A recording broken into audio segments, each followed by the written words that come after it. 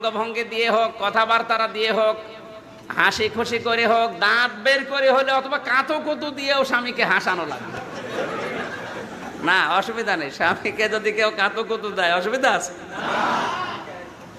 এমনকি কোন মহিলা যদি স্বামীকে আনন্দ দিতে দাঁত বের করে, যেই কয়টা দাঁত বের হবে ওই কয়টা সওয়াব হবে।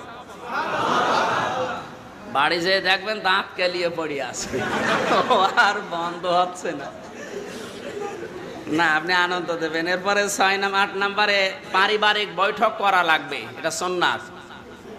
হয়তো একটা হাদিস দেখে দেখে সবাইকে নিয়ে বসে বসে পড়বেন, একটা আয়াতের ব্যাখ্যা শোনাবেন। এই বৈঠকটা আজ আমাদের দেশে প্রায় বন্ধ হয়ে গেছে। এরপরে বাইরে থেকে যদি স্বামী আসে, তার খেদমতের জন্য বিভিন্ন জিনিস এগিয়ে দেওয়া লাগবে। 7 নম্বরে তার হৃদয় জয় করার জন্য সর্বাত্মক চেষ্টা করা লাগবে একজন মহিলাকে। এই 10টা সুন্নাত যদি মেয়েরা পালন করে, বিশ্বনবী মুহাম্মদ রাসূলুল্লাহ জানিয়েছেন